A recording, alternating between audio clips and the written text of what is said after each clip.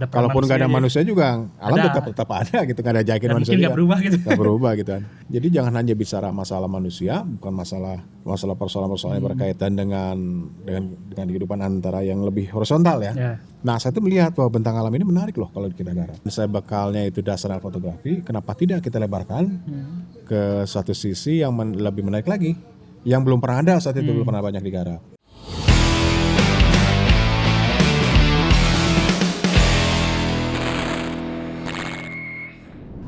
Halo, selamat datang di Voice of Raw. Episode kali ini kita bakal ngobrol-ngobrol bareng Kang Denny Sugandi. Iya. Kang Denny Sugandi ini seorang fotografer yang fokusnya lebih ke geofoto ya Kang? Ya, ke geofotografi lah. Gitu. Geofotografi ya. Alam, gitu. Udah menerbitkan 3 buku foto ya Kang? Ya, masalah. Di antaranya. Dan emang ada keterkaitan ke geo juga ya? Iya, ada. Ya, pasti berkaitan ke arah sana. Awal mula terjun ke fotografi itu emang langsung ke geo atau gimana sih ceritanya dulu? Oh ya, ceritanya ya awal-awal ya dari kampus lah berangkatnya ya. Jadi artinya kalau saya itu mazhabnya itu lah kamera pinjaman. Jadi kamera pinjaman. Jadi yang pintar-pintar pasti kameranya pinjaman ya. Ya kalau kameranya yang punya kameranya justru nggak mau nggak berkembang biasanya. Saya itu berawal di kampus ya. Di kampus saya itu kan di ujung dunia tuh. Kalau saat ini namanya Jatinangor. Ini sebuah kerajaan. Sebuah kerajaan itu paling ujung di kota paling timur lah. Iya. Nah dari situ saya mulai menyukai namanya visual ya. Padahal kan saya belajar teks ya. Saya itu belajar ke sastra ya. Sastra dulu kuliahnya ya. Jadi jauh dari visual ya. Nah saya itu mulai menyukai fotografi itu karena ternyata dari teks itu bisa dikembangkan menjadi visual ya. Namanya alih wahana atau alih kode ya. Jadi kodenya berbeda. Satu adalah bentuk teks, satu lagi dalam bentuk visual. Dan perangkatnya dari situ. Ya, zaman film dulu tuh. Nah kemudian karena tadi saya ada satu stempel kamera pinjaman. Nah dari kamera pinjaman ini berkembang nih. Karena kalau nama minjem kan mesti balikin. Kalau saya mazhabnya Gus Dur, kalau pinjem jangan dibalikin. Yang paling bodoh itu udah pinjem balikin gitu ya. Nah saya kan bukan pahamnya Gus Dur saat itu kan. Habis pinjam kemudian setelah itu dibalikin. Nah setelah balikin itu kan berarti ada waktu tuh. Nah itu saya berusaha untuk bisa belajar fotografi saat itu. Menggunakan masih film. Ya itu saya melihat ternyata ada proses yang menarik dalam visualisasi. Jadi bukan hanya saat itu kan saya bergelut dalam teks ya. Dalam bentuk teks ya. Kemudian setelah itu saya melihat wah ternyata menarik juga nih visual nih. Ada sesuatu yang tidak muncul dalam bentuk teks kemudian bisa dimunculkan dalam bentuk visual. Dari situ saya belajar fotografi. Itu tahun, boleh disebutkan tahunnya? Tahunnya nggak apa pas disebutnya. Tahun berapa? Tahun 94 ya? 94. Saya mulai ya, karena zamannya film tuh. Saya baru 3 tahun tuh. Kamera pinjaman akhirnya ya belajar cepat dengan cara cepat. Akhirnya saya bisa sedikit menguasai ya. Kalau dalam dasar fotografi itu kan, kalau tidak bicara pencahayaan pasti ISO pasti berkaitan dengan kecepatan dan speed ya. Nah itu aja mungkin dari situ. Baru bicara komposisi ya. Nah terlepas dari situ baru ekspresinya itu lo eksplorasi ke visual. Oh jadi awalnya tapi emang udah berkarir sebagai fotografi sebagai apa ya karir atau masih sebagai hobi sih dulu? Oh saat itu belajar hobi ya. Kalau itu kan saat itu di sastra itu aneh itu ngapain sih kita kan belajar membaca gitu membaca teks ya. Nah kemudian di satu sisi ada nih kebutuhan saya untuk bisa memvisualisasikan gitu. Nah dari situ akhirnya saya bikin klub fotografi di kampus. Dan diantaranya itu adalah menggagas supaya teman-teman meracun teman-teman nih, jangan saya sendiri lah gitu. Biar ada temennya. Jadi supaya ada teman-teman malu lah gitu saat itu kan. Nah dari situ mulai berapresiasi, kemudian bereksplorasi ya bentuk-bentuk visual. Menarik tuh. Karena saat itu belum ada benchmarking. Kalau benchmarking itu jadi kalau saya belajar ke sesuatu ya. Siapa gitu ya. Siapa kan. Kalau dalam fotografi kan genre-nya itu banyak macam ya. Ada ke jurnalistik, dokumenter. Saat itu kan masih umum lah saat itu kan. Nah kemudian saya melihat ternyata visual itu menarik juga nih, asik juga nih. Jadi saya melihat bahwa visualisasi seperti ini tuh bisa mengantarkan orang untuk memahami suatu objek atau suatu bentuk, suatu makna menjadi ada nilai narasinya sebenarnya. Berarti tapi mulai masuk ke geo sendiri mulai dari kapan sih? Nah itu di ujung, di ujungnya. Sekarang di ujungnya ya, di 2000 sini jadi, mungkin. Ya karena kan proses itu kan saya berangkat dari mencoba merubah dari sudut pandang pembacaan teks ke visual. Nah, kemudian setelah visual, kemudian menggunakan media ekspresi fotografi ya, itu kamera, kemudian digunakan untuk kebutuhan apresiasi ya saat itu kan. Nah dari situ juga saya nyari duit lah secara profesional ya. Berarti pewarta atau enggak? Ya itu belajar motret kawinan, motret Oh, sempat dokumentasi, kawinan, motret. Jadi stringer juga pernah. Pernah, stringer. Semua aja pokoknya dicobain lah. Nah itu proses pematangannya, proses untuk belajar. Nah itu bertahun-tahun kemudian saya lepas dari kampus, kemudian memilih ternyata dalam bentuk Bang, ada kucing kucing. Nggak apa. Terus ikut. Nah itu dari situ mulai melihat bahwa fotografi sebagai karir ya. Sebagai karir. Kemudian secara profesional saya bekerja di situ dalam fotografi.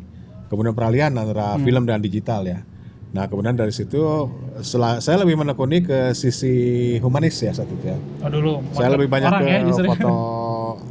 foto manusia ya, satu manusia dan alam lah gitu ya, manusia alam dan budayanya di dalam. Budaya lah ya. Budayanya di dalam. Nah dari situ aja kan nanti ada keterkaitan nanti di ujungnya itu. Ternyata kalau kita bicara alam kan luas ya. Ada manusia di dalam alam itu sendiri. Sedangkan yang namanya alam itu sudah ada dari dulu. Kalaupun nggak ada manusia juga alam tetap ada gitu, nggak ada jakin manusia. Mungkin nggak berubah gitu. Nggak berubah gitu kan. Nah dari situ saya melihat ternyata ini mesti dilebarin nih. Jadi jangan hanya bicara masalah manusia, bukan masalah persoalan-persoalan yang berkaitan dengan kehidupan antara yang lebih horizontal ya. Bukan transendental ya. Tidak, saya tidak mengarah ke sana karena ada juga yang mencari jati diri ke arah atas ya, lebih ke vertikal gitu ya. Nah, saya tuh melihat bahwa bentang alam ini menarik loh kalau kita garap. Makanya itu sebagai sumbu saya bisa masuk sebagai pintu masuk ya. Masuk tentang bagaimana belajar tentang bentang alam itu sendiri. Berarti sebenarnya mulai masuk ke geofoto tuh benar-benar menambah sedikit-sedikit ya dari manusia mulai ke alam mulai. Tapi dulu waktu awal belajarnya terutama tentang geo kan apalagi backgroundnya sastra gitu. Itu belajarnya gimana Kang? Ya, apakah ngambil kurs sendiri atau masuk ke komunitas geologi atau gimana? Ya kalau secara formasi enggak, tapi kan sejak 2013 saya itu jadi staf ahli lah, jadi dikerjakan secara ahli, secara profesional, ditarik sebagai staf ahli untuk mengerjakan data-data yang ada di Badan Geologi saat itu, di bawah Kementerian SDM. Nah saat itu ada satu undang-undang tentang keterbukaan informasi bahwa informasi yang berkaitan dengan penelitian itu mesti diinformasikan ke masyarakat. Nah akhirnya apa tuh medianya? Nah medianya itu adalah majalah. Namanya Geomags. Itu sejak 2013 tuh. Nah itu adalah pertemuan saya dengan interpretasi bentang alam di situ. Pertemuan saya di situ. Nah kemudian saya bekalnya itu dasar fotografi. Kenapa tidak kita lebarkan ke satu sisi yang lebih menarik lagi, yang belum pernah ada saat itu, belum pernah banyak digarap. Karena kalau kita tahu nih di Indonesia ya, kalau kita belajar atau kita bekerja pada sisi-sisi yang kira-kira paling sepi lah, tidak terlalu seksi ya, kita digarap oleh orang lain. Jalan sunyi. Ya, jalan sunyi itu sendiri kan itu nggak ada ininya, nggak ada sisi finansialnya, susah gitu. Butuh modalnya juga lumayan lagi. Iya betul. Contohnya kalau misalnya tentang ini flora fauna lah gitu ya, tentang wildlife ya, tentang alam liar ya. Saat ini kan hanya satu di Indonesia, kalau tidak Bang Caca atau Riza Marlon yang mengerjakan itu. Nah itu kan konsisten tuh, konsisten ngerjain itu terus semuanya. Tapi kan itu nggak ada yang ngerjain lagi orang lain. Kalau nggak ada yang ngerjain, siapa yang ngerjain kan gitu ya. Nah saya berkaca dari situ, objeknya beda. Satu adalah flora fauna ya, atau wildlife-nya atau alam liar. Tapi saya ke bentang alamnya. Ini belum pernah ada yang ngerjain. Meskipun dalam genre-nya fotografi ada namanya adalah landscape. Landscape itu bentang alam kan, mesti yang indah-indah. Kalau yang indah bukan landscape kan gitu ya. Pokoknya seakan kalau kita melihat gambar itu, aduh saya pengen tinggal di situ katanya. Seperti itulah. Sesuatu yang romantis ya, ada romantismenya di dalam. Mau indie. Keindahan Indonesia. Tapi kalau bentang alam yang Kang Denny geluti justru bukan di situnya ya, bukan keindahan itu, cuma lebih ke kebutuhan edukasi mungkin ya kan. Ya kalau digeser ke edukasi pasti ada irisannya. Kalau geser lagi tentang interpretasi ada irisannya.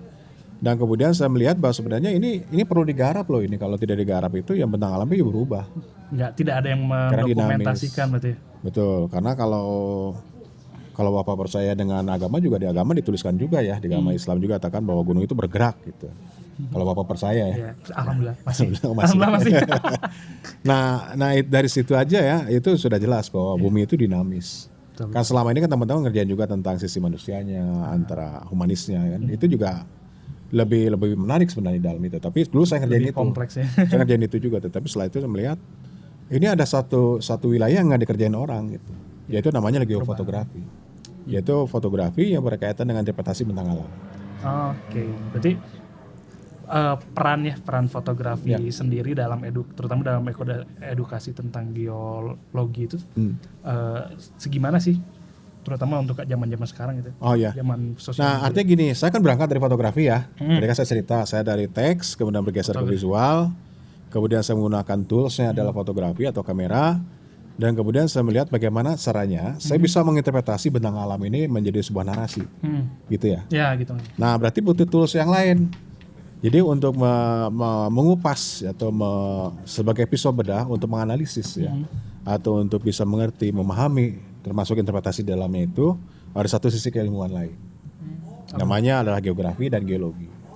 Kalau geografi itu adalah berkaitan dengan bentang alam, berkaitan dengan manusianya, ya bagaimana manusia ditempatkan ya, kemudian bisa bertahan dengan lingkungan tertentu, yaitu ada dalam geografi. Kalau geologi itu berkaitan dengan batuan, dengan struktur, dengan bagaimana proses bumi itu terjadi, dinamika bumi itu terjadi. Itu ada di geologi. Nah, artinya ada 3 tools tuh. Satu adalah visual dalam fotografinya. Kemudian untuk menginterpretasi tadi menggunakan keilmuan geologi atau geografi. Dan kemudian ada satu lagi menarik di sini, yaitu tentang narasinya sendiri, narasi bumi. Selama ini kalau kita melihat gunung misalnya, wah indah gitu, seakan kita itu seakan tertarik untuk tinggal di situ. Belanda menyatakan bahwa inilah mau India, ada sawah, ada sungai, ada gunung 2 gitu kan. Itu zamannya Nugroho Susanto ya, digambarkan. Bahkan orang Papua untuk menggambarkan keindahan alam itu ya tadi, ada gunung, ada sungai, padahal tidak ada di Papua ya. Dan itu menarik juga sebenarnya.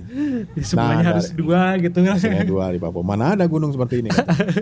Jadi berangkat dari situ lah. Oke, berarti emang menjadi bagian yang penting ya kan, terutama dalam merekam perubahan-perubahan itu ya. Dan sekarang mungkin ditarik lagi semakin modern, ada yang namanya mungkin drone, namanya aerial ya kan, sudah mulai masuk aerial karena mempermudah orang-orang untuk mempunyai sudut pandang lain ya. Betul. Nah, itu menarik Kang. Jadi gini, ketika saya berangkat tahun 2013, 14, 15, saya itu merasa ini kayaknya nggak cukup nih, ada sesuatu yang tidak muncul. Jadi kalau kita bicara tentang narasi bumi, yaitu berkaitan dengan bentang alam. Kalau sudut pandang matanya itu tegak lurus dengan atau horizontal gitu ya. Horizontal itu ada beberapa bentang alam, struktur ataupun bentuk bangun yang tidak muncul. Yang tidak bisa direkam oleh. Yang tidak bisa dilihat ya. Level ya. Nah, oke, berarti artinya apa? Saya mesti merubah perspektif saya yang tadinya horizontal sejajar dengan permukaan bumi, itu mesti naik ke atas. Nah, berarti menggunakan drone. Itu lebih tepat seperti itu. Jadi dengan menggunakan drone, saya bisa melihat perspektif lain bahwa bentuk alam atau yang proses yang terjadi itu berbeda dengan seperti sudut mata kita melihat secara sejajar. Kalau kita kasat mata ya, kalau dilihat dari atas mungkin banyak hal-hal yang perubahan yang bisa direkam ya kan. Ya, bahkan kita bisa, karena gini, kalau dalam visualisasi sebuah bentuk bangun ya atau misalnya struktur ya, bisa perbukitan gitu ya. Kalau kita melihat tegak lurus begini, ini cuma satu garis kok punggungan doang gitu ya. Tapi tidak seperti itu. Ternyata ini terdiri dari beberapa bukit-bukit. Itu bagaimana bisa dilihat? Ya mesti dari atas itu menggunakan drone. Dari atas kelihatan itu ternyata bergelombang. Makanya ada sebut namanya perbukitan yang terlipat atau perlipatan perbukitan. Iya, kelihatan gitu. Ya berlipat-lipat tuh gunungnya karena ada tektonik yang sering mendorong. Tapi dengan aerial fotografi itu perubahan apa aja sih Kang yang terutama Kang Denny alami ya, yang ini mempermudah banget nih bisa lihat perubahan apa? Nah, contohnya gini lah, kalau misalnya kita melihat alur sungai ya. Nah, dalam alur sungai itu kalau misalnya kita turun menggunakan kamera dengan sudut pandang sejajar, itu kita tidak melihat lembah, kita tidak melihat sebuah struktur atau sebuah sesar yang berada di situ yang muncul di situ ya. Nah, kalau misal kita naik ke atas, contohnya kalau kita ke Maribaya tuh, ya itu kan sangat lembah, sangat dalam sekali kan. Nah, dari atas itu saya bisa melihat berbagai macam fenomena alam yang terjadi di situ. Satu adalah sebuah sungai Cikapundung yang menggerus sebuah lembah yang dalam. Nah, lembah dalam itu sendiri ada kiri kanan kan, ada perbukitan ya. Itu kita mesti curiga bahwa itu terjadi tidak dalam waktu satu malam. Itu pasti proses yang panjang. Terbentuknya sebuah lembah seperti itu. Artinya ada erosi di situ yang bekerja.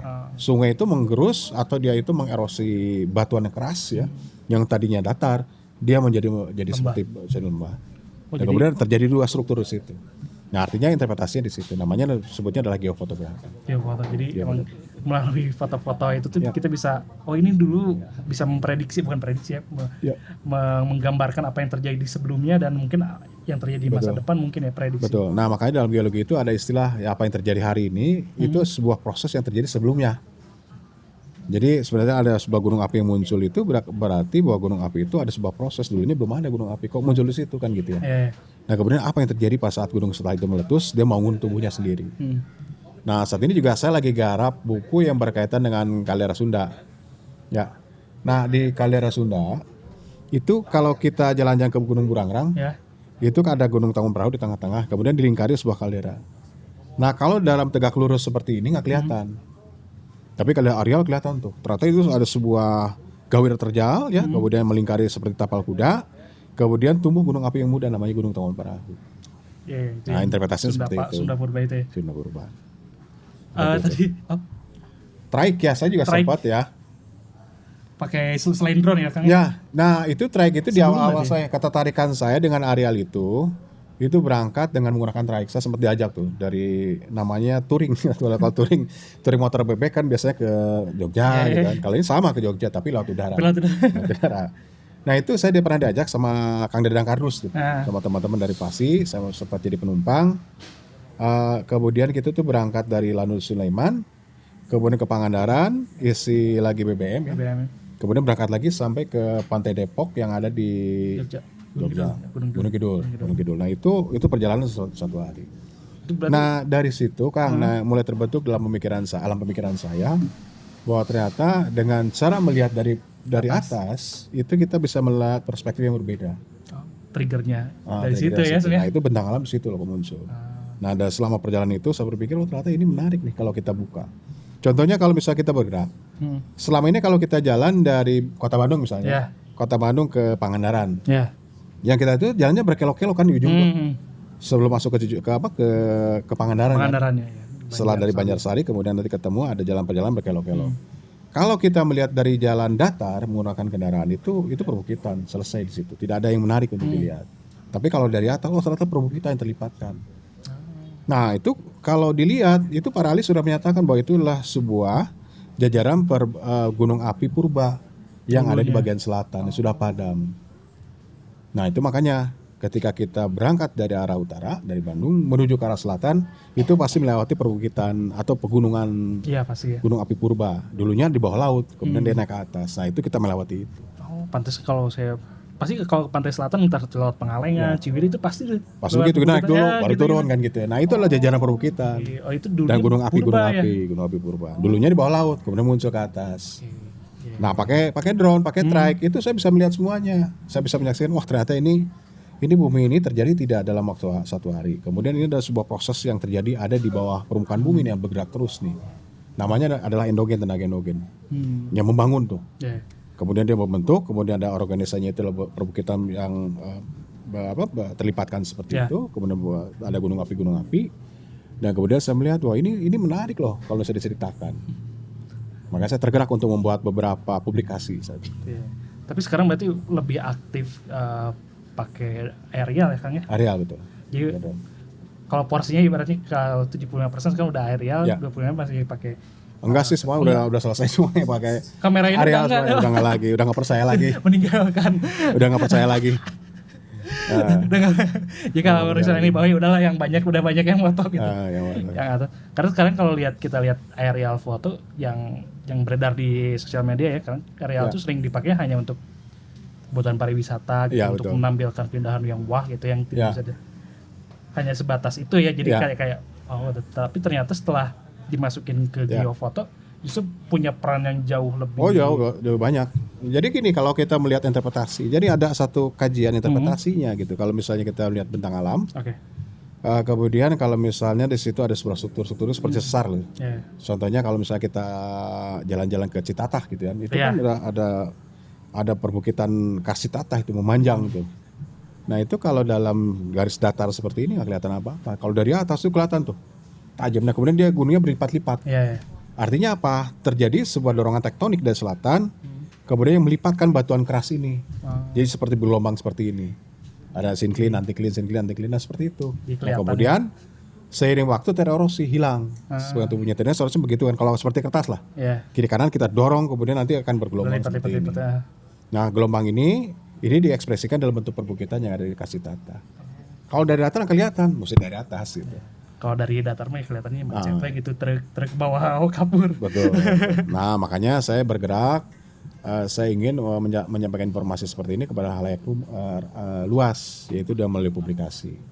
Karena contohnya kalau yang terjadi di Citata itu kan namanya kegiatan eksplorasi ya, penambangan ya, itu sangat luar biasa. Itu dari sejak zaman Belanda. Jadi kalau misalnya kita sering lewat ke Citata, itu ada suatu bukit namanya Bukit Bansana. Seperti namanya Bencana ya, tapi namanya Bansana. Bancana. Dulunya kerucut, kemudian setelah itu sering waktu karena digali terus, akhirnya dihilang. Nah, saya melakukan itu proyek pribadi lah.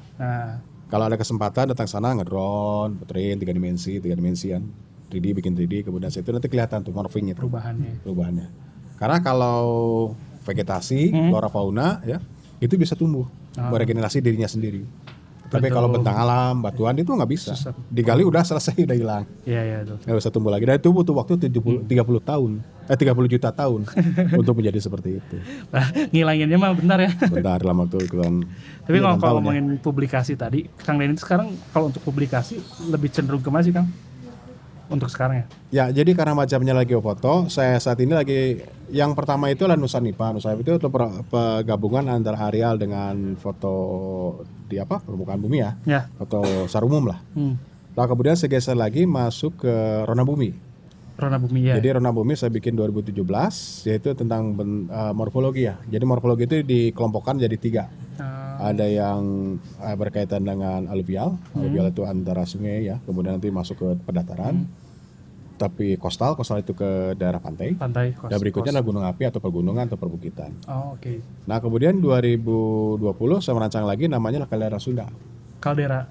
Saya menarik dari hasil kajiannya Pak Nugraha, yaitu berkaitan dengan Tefra. Tefra itu jadi gini. Ketika gunung api meletus, ya itu dahsyat ya. Kelasnya kelas kaldera. Kalau dia meletus, materialnya di mana? Ada di mana? Jadi meletus kan ke atas tuh, dilontarkan ke atas, kemudian dia jatuh. Jatuh ke mana gitu arahnya? Situ bukan jatuh ini sebutnya ada yang jatuhan, piroklastiknya itu, ada yang aliran dalam berupa awan panas. Jadi kalau kita melihat peristiwa gunung meletus di Gunung Merapi ya, itu kan ada awan panas tuh. Itu ada. Gembel. Nah, itu ada. Di kaldera Sunda itu ada awan panas. Ada. Ada. Ngalirnya kemana tuh? Nah, alirnya itu ke arah Ngamprah. Ada Tugu Tani, kemudian ada sebagian ke Batu Jajar juga ada. Sebagian lagi ke arah ini ya, ke arah Bandung ya juga ada. Jadi itu kemana-mana. Lewat yang kantor bupati sekarang ya? Betul. Jalurnya situ ya? Betul. Nah, ini karena proses waktu akhirnya digali ditambang untuk kebutuhan pasir dan batu. Akhirnya singkap jadi lembah. Nah, itu saya drone. Nah, dari situ menjelaskan bahwa misi saya dalam kaldera Sunda itu menjelaskan bahwa ini adalah produk dari hasil kegiatan letusan kaldera. Sunda, ada Prasunda, ada Sunda. Nah, ini buktinya menggunakan drone. Karena kalau perspektif berbeda. Ada arsip juga yang bermain di situ, Kang. Ada nggak sih? Ada. Kalau untuk kebutuhan menggali informasi, tentunya kan saya mesti banyak ya referensinya melalui literatur, melalui wawancara, tanya-tanya para ahlinya, kemudian itu sebagai bekal untuk bisa menggarap sebuah kompilasi publikasi yang berkaitan dengan proses atau kejadian sebuah gunung api meletus. Dan kelasnya kelas Plinian, Kang.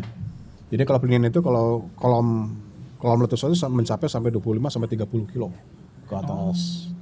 Itu sangat besar sekali. Jadi sangat mematikan itu, membinasakan. Dalam publikasi Kang Den itu sebenarnya ada peran orang lain sih yang tenaga ahli atau yang expert di bidang geologi ada itu, atau memang benar-benar murid Kang Denny yang selain memotret juga melakukan penelitian itu? Kalau penelitian kan saya bukan berangkat dari saintifik. Nah, jadi saya berangkat itu bahwa saya percaya bahwa visualisasi seperti ini bisa dijadikan sebagai bahan kajian untuk kebutuhan saintifik. Ada geosainsnya kan. Nah, tentunya saya bukan latar belakang dari ahli kebumian. Jadi saya butuh partner nih, saya butuh reviewer. Nah, saya tidak bekerja sendiri tentunya seperti itu. Jadi dalam mencari literatur tentunya kan saya bikin mind map-nya. Ini kira-kira kalau kita bicara tentang kaldera Sunda, ini larinya kemana aja, hasil letusannya kemana aja. Itu banyak literatur kan yang mencerita tentang itu kan, yang menjelaskan. Nah, kemudian saya interpretasikan secara visual, gitu kan. Jadi hasil penelitian para ahli sebelumnya, kemudian satu saya interpretasikan dalam bentuk visual. Nah, itu penting. Menarik. Nah, artinya apa? Jadi lebih ke kajiannya yang sifatnya populer, Kang. Kalau misalnya kita baca jurnal, kita baca penelitian, itu berat ya. Kalau lebih technical. Iya, betul. Nah, tujuan saya itu bagaimana caranya bahasa technical tadi itu menjadi bahasa visual dan mudah dipahami. Jadi menerjemahkan jurnal-jurnal ilmiah menjadi sesuatu yang lebih visual dan bisa dipahami orang-orang awam. Seperti itu. Jadi misinya kurang lebih sebenarnya itu ya Kang ya. Betul. Jadi satu foto itu dalam publikasi lagi digarap nih, misalnya nanti 2023 Maret lah mungkin bisa terbit ya. Bukunya yang Galer Sendo ini tidak hanya berdiri sendiri. Karena kalau misalnya sebuah gambar atau foto itu ada informasi yang tidak muncul, makanya dibutuhkan teks. Nah, jadi teks itu untuk bisa menjelaskan secara saintifik kan. Ya, betul. Bukan mengantarkan informasi secara umum. Ya. Contohnya kalau misalnya kita tentang alam, terus ada perbukitan, ada perbatuannya berlapis, lalu menandakan letusan tidak satu kali kan. Nah itu saya ceritain tuh. Bahwa ini gunung api ini meletus berkali-kali. Untuk peran teks sendiri ya dalam buku Kang Deddy kan, sebenarnya ininya lebih dominannya fotonya sebenarnya Kang ya. Cuma ada peran teks sendiri nih ya. Pengen tuh peran teksnya tersendiri itu berapa persen gitu kan? Kalau terutama dalam buku-buku yang Kang. Oh ya, kalau dalam berapa persen tentunya berimbang Kang. Karena kan di sini tidak hanya bicara keindahan aja, tapi tidak bicara tentang sesuatu yang sangat membuat kita menggugah untuk melihat gambar, tapi gambarnya itu lebih ke sisi ada teknikalnya juga. Teknikal itu artinya ada penjelasan berkaitan dengan proses pembentukan tadi kan. Proses alamnya apa yang terjadi di situ. Jadi bukan hanya keindahan. Tapi keindahan memang perlu, tetapi keindahan itu bukan menjadi utama buat saya. Tapi fotografinya sendiri masih jadi highlight yang utama ya dibanding teksnya, atau jadi pengen porsinya diimbangin sih. Ya kalau saya kan ngajak supaya, karena kan kalau bahasa visual itu lebih umum ya. Jadi kalau misalnya kita menyajikan sebuah visual fotografi, orang kan lebih mudah untuk memahami. Karena fotografi juga ada linguistik, adalah bahasa di dalamnya juga. Nah kemudian ada beberapa informasi yang tidak muncul dalam gambar yang itu bisa kan. Jadi multitafsir itu ya. Nah kemudian ya karena ini sifatnya adalah sebuah informasi berkaitan saintifik, ada nilai keilmuannya, kewajiban saya itu menjelaskan kepada para pemirsa bahwa gambar ini menceritakan sesuatu yang menarik, makanya dibutuhkan teks. Jadi peran teks itu sebenarnya sebagai pembatas, mengantar dan pembatas untuk menginterpretasi. Betul. Oh ini. Betul. Jadi jangan sampai terjebak. Oh ini indah banget pemandangannya. Memang indah. Kalau indah nggak usah difoto, biarin aja gitu. Ya udah Instagram aja udah. Selesai aja. Oke, terakhir sih Kang. Ya. Kan akhir-akhir ini kita terjadi beberapa bencana, terutama gempa ya. Cianjur itu bikin orang Bandung juga agak serem nih, terutama tentang sesar Lembang. Nah, Kang Deddy sendiri terutama tentang sesar Lembang ini sekarang lagi membuat sesuatu tentang itu nggak sih? Oh ya, nah makasih Kang. Jadi gini, saya itu berangkat bukan dari saintifik, saya bukan ahli gempa atau bukan ahli seismik ya, dan saya juga bukan secara formal belajar di keilmuan geologi ya. Saya hanya membaca, dan saat ini juga bukan berarti bahwa informasi seperti ini hanya boleh diakses oleh orang tertentu. Saat ini kan keterbukaan informasi luar biasa ya. Nah dari situ saya belajar, dan kemudian saya juga membaca beberapa literatur termasuk jurnal-jurnal. Itu sebagai bahan dasar saya untuk bisa merepresentasikan dalam bentuk visualisasi fotografi, yaitu menggunakan drone. Nah kembali ke sesar Lembang. Sesar Lembang itu ada satu chapter, satu bab di dalam kaldera Sunda Kang. Jadi ternyata kaldera Sunda yang terjadi pada saat antara 500.000 sampai 250.000 tahun yang lalu, yaitu meletus ya. Kemudian terbentuklah ada satu bidang lemah. Bidang lemah. Jadi dalam penelitian awal itu Bemelen ya, ada seorang Belanda tahun 49 itu mengatakan bahwa sesar Lembang itu terbentuk karena ada kekosongan di dalam tubuh gunung api, Gunung Sunda saat itu, kemudian dia ambruk. Dia ambruk, kemudian terjadi ada Lembang itu turun, yang segmen blok bagian selatan itu naik, bagian Bandungnya itu. Jadi ada sesar Lembang, sebutnya adalah sesar normal. Ada yang naik, ada yang turun, gitu ya. Nah itu divisualkan oleh saya Kang. Nah kemudian begini, itu ya, di kaldera Sunda. Nah menariknya apa? Jadi artinya sesar ini pasti berkaitan dengan proses pembentukan gunung api, yaitu gunung Sunda dan gunung Tangkuban Parahu. Nah itu saya ceritakan di situ dalam itu. Jadi saya tuh ini mengajak para pemirsa bahwa kalau kita bicara sesar Lembang, bukan hanya bicara tentang sebuah struktur yang ada berkembang di Bandung Utara, tetapi juga berkaitan dengan proses pembentukan gunung apinya, yaitu gunung kaldera Sunda dan gunung Tangkuban Parahu. Jadi hubungannya. Namanya adalah kaldera Sunda, Kang. Kita tunggu. Berarti terbitnya 2023 Maret berarti?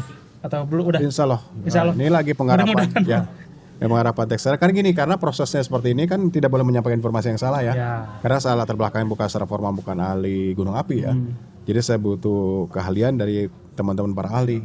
Jadi ketika dummy-nya sudah selesai, saya akan bawa ke teman-teman para ahli vulkanologi ya untuk memverifikasi betul atau tidak kan gitu. Oke, berarti kita tunggu aja nih ya. Siap. Buku-bukunya. Ada di bawah sini Kang nanti. Ya, nanti pemesanannya. Belum kan? Udah order Kang. Udah order.